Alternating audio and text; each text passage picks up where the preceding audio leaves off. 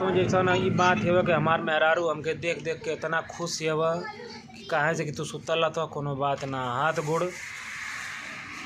हाथ गोड़ सही सलामत ना आवा। और देखा लोगन का बाल अट्टी पट्टी लगल है। और मेहरारू हमारे आगे बैठ के मतलब दिनों रात मतलब हमारे आगे पीछे दौड़त रहते हैं, बड़ी मेहनत हमारे खातिर करत हैं। साँझ से लेके सुबेर हो जात हवा, लेकिन रात का भी हमारे मेहरारू हमारे खातिर जाग जाग के बहुत मेहनत करते। ऐसा मेहरारू भगवान सब के दे कि जवन अपने मर्दे खातिर उठ के साँझ से सुबेर कुल चीज काम कैले में बिता दे। और हमारे लगे बैठ के देखा साग सब्जी कटत है और का होता हो हाँ का नहीं करता है मटर छिलक।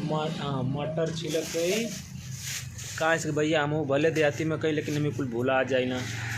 तो हमारे प्रतीक में देखा चक्कू खुआवत है जा कुल कटत बनी सब्जी खाली।